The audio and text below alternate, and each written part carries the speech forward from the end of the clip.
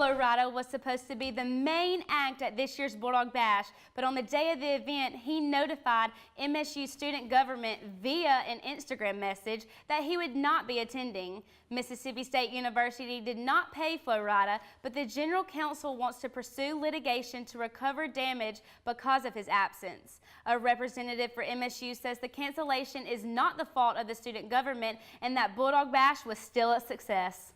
MSU is now a smoke-free campus, causing students and faculty to hide where they smoke. However, they are not hiding where they leave their cigarettes. Guys, can you tell me a little bit about how your band got started and how long y'all been together? Parker, can you tell us a little bit about what's happening in the sports world? Well, ladies, we're having a nice little transition. You know, football's ending for college and basketball's starting to begin. We got a couple of professional sports as well, stats, and I'll have all of that coming up next in sports. Homecoming week is underway at Mississippi State University, which means there are numerous events happening all over the week. MTV's Wild 'N Out will be coming up tonight to perform in Lee Hall's Bettersworth Auditorium. Lab Rats, an improv comedy troupe from MSU Communication Department, will kick off the show at 6:30 p.m. and Wild 'N Out will perform at 7 p.m. The event is sponsored by the MSU Student Association and it will start at 7 p.m. Admittance is free. When students and employees came back to Mississippi State this fall, they were greeted by several signs informing them about a new campus-wide policy. I went out to find out more about what resources are being allocated for this new policy. MSU became a smoke-free campus on August 1st. The policy was set by the administration.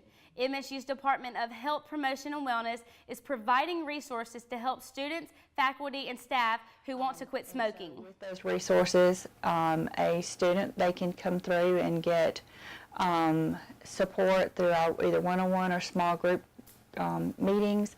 Also, they can go through the Mississippi Tobacco Quit line if they're a Mississippi resident to get free nicotine replacement products, which could be gum, lozenges, or patches.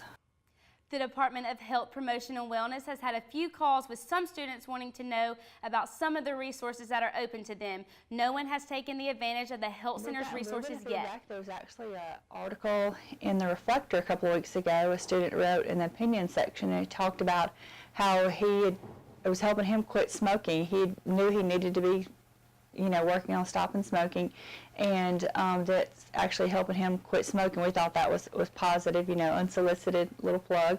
For more information, you may visit www.health.msstate.edu/health. Good afternoon. Welcome back to Take 30 News. I'm Madison Bryan. Today we have with us John Brazil, Construction Manager for Starkville Habitat for Humanity. So, John, can you explain to me a little bit about what y'all do at Habitat for Humanity? So, do you have any big plans for Halloween or anything? I actually do. I think I'm going to take my niece and take her out trick-or-treating. She has this little costume. I think she wants to be a vampire or something like that. But she loves Frozen, so I hope she goes with that, because vampire is not a girl thing. That sounds fun. I love Halloween. It's one of my favorite events, so I can't wait to... I just like the candy. Right? Just going house to house and getting candy? That's it. I love the candy. On Tuesday, November 8th, in Tupelo, Mississippi, many citizens came out to vote. The voting polls had very high expectations on the number of people that would come out. I live in a democracy, and anytime you have the right to vote, you need to get out and do it, express yourself. In Tupelo, they order up to 75% of the ballots because that is state law, to ensure that they do not run out of any ballots that day. Normally, only 40% of the people come out to vote on Election Day, so unless more than 75% of the people come out to vote, they should have enough ballots to last all day. There were also extra machines to cast your vote in case anything happens to the others. There's no way to prepare for a presidential election because you just never know, because when you have a countywide election, it's nothing like this today. The main thing we're seeing problems with today that we cannot control is people have not updated their voter registration. And people that have not voted in over 8 years have fallen off the voter roll. During this election, there is a new system called voter ID, which means you must bring your license for the poll workers to swipe. If your ID is not found in the system, they will provide you with an affidavit ballot, which is just a manual ballot.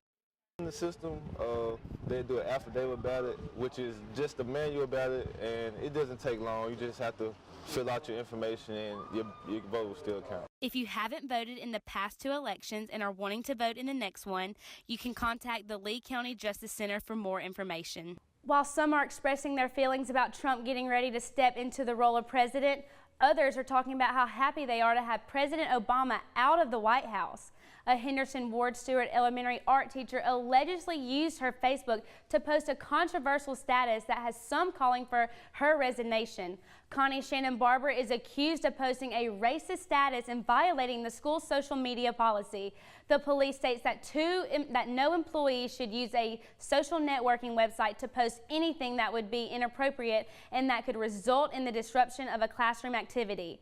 An online petition was created for the removal from her from the Starkville School District. The petition currently has 51 signatures. Thank you, Parker. Denise, I was just wearing a jacket last week and now it is hot outside. Can you please tell me about some upcoming temperatures we're going to have? Planned Parenthood has succeeded in blocking a Mississippi law that prevented the state's Medicaid program from offering coverage to healthcare providers that offer abortions.